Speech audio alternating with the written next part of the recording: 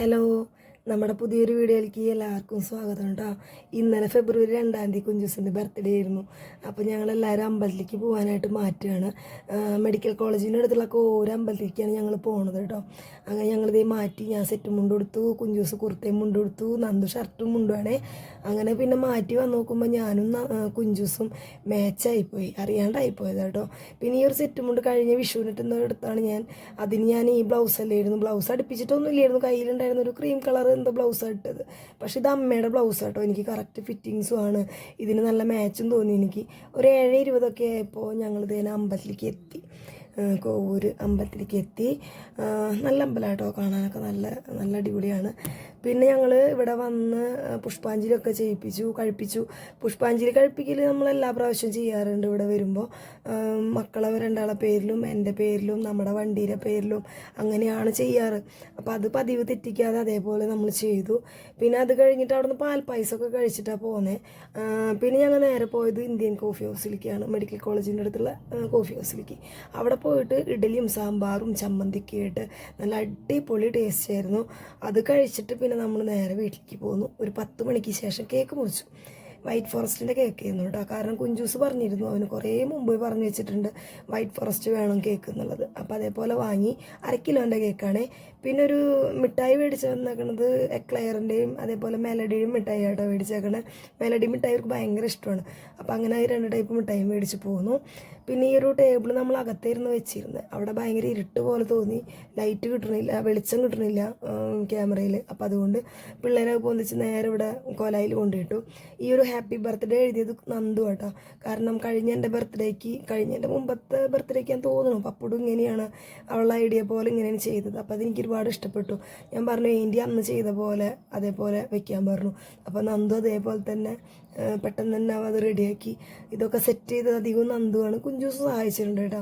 പിന്നെ നമ്മൾ ബർത്ത്ഡേ ഒക്കെ പാടി ഇങ്ങനെ കേക്കൊക്കെ മുറിക്കുകയാണ് പതിയായിട്ടോ നമ്മളിങ്ങനെ പറയണതൊക്കെ. കാരണം കോലായിലാണ് നമ്മൾ കേക്ക് മുറിക്കണം, മുറ്റത്ത് തന്നെ റോഡുണ്ട്, തൊട്ടടുത്ത് വീടുകളുണ്ട്.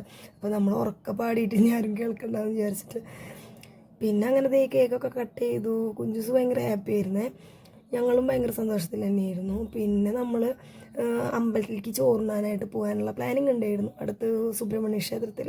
അപ്പോൾ അതിനായിട്ട് ഞാൻ ഉച്ചയ്ക്ക് മുടിയൊക്കെ മാറ്റി കെട്ടി. എൻ്റെ പണ്ടത്തെ ഒരു ഹെയർ സ്റ്റൈലാട്ടോ അത്. ഞാൻ ഒരുപാട് മുടി നീട്ടുള്ള സമയത്ത് ഇങ്ങനെയാണ് എപ്പോഴും മുടി കെട്ടുക, ഏത് സമയത്തും ഇങ്ങനെയാണ് ഞാൻ മുടി കെട്ടിയിരുന്നത്. അപ്പോൾ ആ ഒരു പണ്ടത്തെ ഒരു ഓർമ്മയും കാര്യങ്ങളൊക്കെ വന്നു. പിന്നെ മുടി കുറച്ചും കൂടി നീളം തോന്നി എനിക്ക്. പിന്നെ ഈ ഒരു സെറ്റ് മുണ്ട് വേഷത്തിന് ഇങ്ങനെയൊക്കെ കിട്ടുമ്പോൾ ഒരു വൃത്തിയാണല്ലോ. പിന്നെ കുഞ്ചൂസ് ഇതേ ഡ്രസ്സ് മാറി, അവൻ്റെ ഒരു ഷർട്ടും പാൻറ്റും ഇതായിട്ടാണ് നമ്മളെടുത്തത്. അങ്ങനെ ഞങ്ങൾ കുറച്ച് ഫോട്ടോസും കാര്യങ്ങളൊക്കെ എടുത്തു. നന്ദു പിന്നെ ഫോട്ടോസിനായാലും ഇതിനൊക്കെ വരൽ ഇത്തിരി കുറവാണ്. പിന്നെ അത് കഴിഞ്ഞ് നമ്മൾ നേരെ അമ്പലത്തിലേക്ക് എത്തി, സുബ്രഹ്മണ്യ ക്ഷേത്രത്തിലേക്ക് എത്തി. അവിടെ വന്നപ്പോൾ ഒരുപാട് ആളുകളുണ്ടായിരുന്നു കേട്ടോ. ഞങ്ങൾ ചോറ് കഴിച്ചു. ചോറിന് സാമ്പാറും ഉപ്പേരിയും കൂട്ടുകറിയും പുളിയും ഒക്കെ ഉണ്ടായിരുന്നു, നല്ല ടേസ്റ്റ് ഉണ്ടായിരുന്നു. കുറേ വരിക്കൊക്കെ നിന്നെങ്കിലും 2ാമത്തെ തവണ നമ്മൾ കഴിച്ചു. 2ാമത്തേൽ നമ്മൾ കയറി ഫുഡൊക്കെ കഴിച്ചു. പിന്നെ വലിയ അമ്പലം കേട്ടോ അത്, ഒരുപാട് ജനങ്ങളുണ്ടായിരുന്നു. പിന്നെ നല്ല നല്ല അമ്പലം, നല്ല വൃത്തിയൊക്കെയുള്ള അമ്പലമാണ്. പിന്നെ സ്റ്റെപ്പൊക്കെ ആണെങ്കിൽ അതാണ് ഒരു കയറി അവിടെ വരെ എത്തേണ്ട. ഞാൻ അങ്ങോട്ട് രാവിലെ എന്നൊക്കെയാണ് പറയണത്, ഞാൻ അങ്ങോട്ട് കയറി പോണ സമയത്ത് ഈ സ്റ്റെപ്പൊക്കെ കയറി അവിടെ എത്തുമ്പോഴത്തേക്കും ചെറുതായിട്ടൊന്ന് കിതച്ചു.